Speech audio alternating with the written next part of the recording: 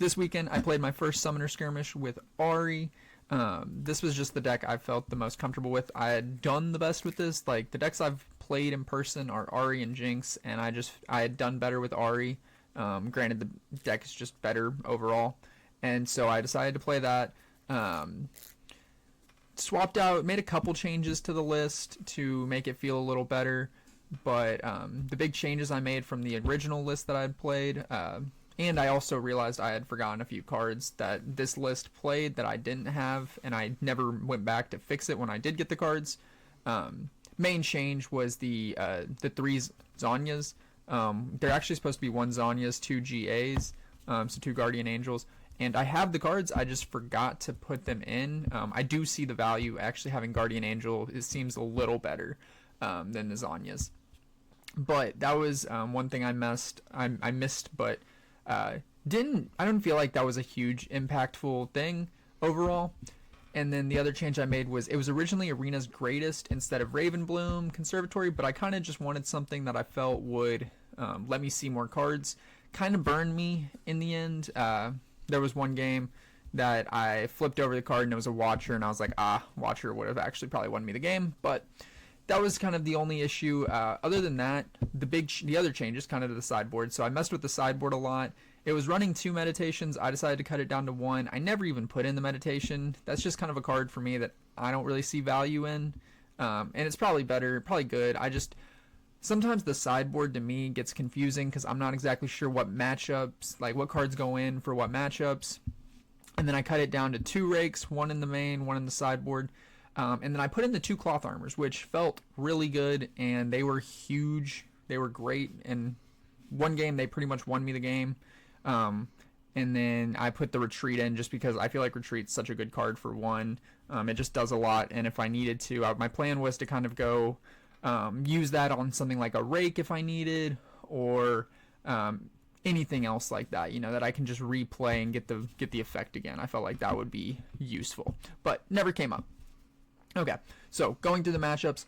So round 1, I played against Aurora Misfortune, and I ended up going 2-1. So game 1 was just kind of, he got the Aurora out, but it was kind of too little too late. I was already just kind of stacking points overall, and he wasn't playing Dead Blooms. So I thought that was interesting. No Dead Blooms, just Volley Bears and Mind Splitters. So he could never put something straight on a battlefield to kind of contest me. Granted, a Dead Bloom comes in at 7, and then if I have anything to answer that, it's kind of just like it's dead. But no, and most of my spells aren't going to impact the Dead Bloom itself. They're more going to boost my guys up, so it's not like I have to worry about the deflect there. But I thought that was interesting. After the first game, I did put in the rakes, but they were kind of not great because it seemed like every Aurora he hit, he would just get a Mind Splitter. It seemed like all the Auroras, like when he did get Aurora set up, he was Mind Splitter, and so it's like rake, you can't play before the Aurora drops. So it's like if he Auroras, hits a Mind Splitter, he's going to see my hand, get my rake, and so then it's almost a dead card. Like, it just didn't do enough. The one time he did, I mean, that only really came up once. Game 2, he just blew me out of the water. He dropped, I think, 2 Auroras, and he ended up just putting Volley Bears all over the place, Mind Splitters all over the place, and it was just like 30 might on a battlefield. I can't overtake that. So, ended up just winning. And obviously with the Misfortune, you can just gank back and forth, and he can just outmight me. So that was pretty tough. And especially with the Volley Bear having shield 3, so it's a 10 that defends for 13, that's hard to overtake. Especially with green. Like, I mean, most of your stuff's just boosting it. And so the other thing was the third game, he did hit a Mind Splitter, and he saw that I had double rake in hand, so he got rid of 1, but it was also, third game, the Auroras weren't cranking. I think he might have gotten 1 out, and then I raked it. So it just, he mostly had last rights, but they just never, that game he had to play a Mind Splitter for full cost. So it just never, that game I felt pretty good about. Game 2 had me sweating because I was like, if he gets another game like this, it's just going to be over for me. Okay. Round 2, so Kaisa. This was a fairly, this game, I was pretty worried. I was like, okay, it didn't, like, game 1 was pretty tight back and forth. He came in, and he actually misplayed at the end and, like, was playing units played like a Noxious Hopeful on his last turn to his base when he should have thrown it at the battlefield, and then it would have like, but basically he, at the end of the game, he set up in a way that I could just kind of walk into both battlefields without any issue. So I ended up winning that off I would say more off a misplay, because even when I was like hitting my discipline to look at my top 2 cards, like it was like if I pull Watcher I win, and I saw my top 2 cards and there was no Watcher, so got lucked out on that game 1 because of a misplay. And then game 2, that's where like the cloth armors went crazy. So like I ended up having a Raven Bloom who had a cloth armor, and then he goes Watcher with a couple other units. I don't remember exactly which units, but he basically attacks for 10. He's coming in with 10 total because of the Ari legend ability, and then my Raven Bloom's a 1 because of the Watcher, but it's defending as a 3 thanks because the cloth armor comes in when he's shielding, not on play. So I'm defending at a 3. I think I go Feral Strength and Discipline. So I put him up, basically I boost him up 6, so he's a 9, but he procs twice for trigger, and so he's an 11, and so I just win by 1, and that just steals the game. Like that was the last play he could make, and it was just GG's from there. So that was a really like tight one, but that was one of those ones where it's like you made a tech call, you added a card that you thought would be good, and it was the difference. So game 3 or round 3, I played against another Ari, so it was cool. I was talking to the person beforehand, and they were saying they were playing Ari, and then so we played. Biggest difference, they were playing the cloth armors. They also played the Sirach's claw, whatever it is, the kind of claw green, which quick draw. And I feel like these quick draw gears are pretty nice, especially in Ari, because they're not really expecting that. But he was playing that, and then he played the green Azirs, which like lets you switch places with the unit, and then you can move a gear to the Azir when it moves. So interesting card. And then he just kind of had more might. He also had a Stellacorn, or 2 Stellacorns, so he was able to draw a little more. But game 1 was pretty game 1, it was just like every time I went first, I never got anything established really. It was like draw pass, and I was like, oh my gosh, I was like, not how you want to start the game.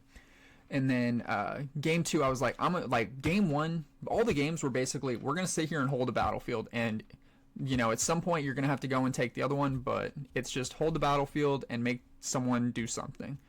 And so game 1, he's holding, he ends up just winning. Game 2, I'm like, let me side in green Ari. I was like, if we're just gonna sit here and hold, I'm gonna side in green Ari. And it was the difference. I was able to get green Ari, Sona, a bunch, and I think I threw a Blitz on there as well to sort of solidify the battlefield, and then go from there. And I just managed to get my points first. And then game 3, they did the same. They said, let me side in green Ari, and then we'll both go green Aris. And then they got their green Ari out first. We were both just holding battlefields as is, and then it came down to like one major turn where they just overtook my battlefield, and I just was like, well, I gotta move. I said, I've got 3 people on the other battlefield, let me Emperor's Divide, move them all back, and then I have to just go in. And I went in, didn't take it, so it was like unfortunate. That was what it was. Ended up losing, going to 2-1. And so round 4, so Skirmish started at like 12:30. It was probably around, it was a little before 4 at this point when we go into round 4, and I was kind of like, I'm trying to be home. I was trying to be home by like 5, and I was like, I'm in a position to make cut. My goal was only top 8 to get the Edge of Night promo, but I was like, I don't even want to stay here for another hour because I'm just like trying to get out. So basically my round 4 opponent, like I'd always plan like, I'm going to scoop. Like if I'm in a position, like, because one thing, I don't want to take a top cut position away from someone, especially because if I get in top cut, I'm leaving. I'm not playing it out. And especially I learned that top cut is untimed. So untimed top cut, that's at least 2. I mean, obviously that's probably going to be 2 hours, and whoever you're playing, they might, like, I play with pretty good pace. I don't care if it's untimed or not. Like, I'm still like trying to play with pace, but it's like the other match might go long. They might be playing, thinking everything through, and I'm just like, come on, like, let's go. But that was my thought, so I scooped that up, got my packs, left, and just went home. And I realized the only thing, I look back and I'm like, well, maybe I should have played my winning in, just because I think top cut would have actually had extra, like I might have gotten a couple extra packs for prizing, and maybe that was worth it. But Otherwise, I kind of realized, like, unless I play an early morning skirmish, I'm definitely not going to finish it out. But I also don't want to play a skirmish that's going to be top 8, because top 8 untimed would go even longer, like another 3 hours at least. And obviously, if it's top 8, you're probably playing at least 5 rounds, so that's an 8-hour day. These skirmishes are just like, that's a long time to be playing games.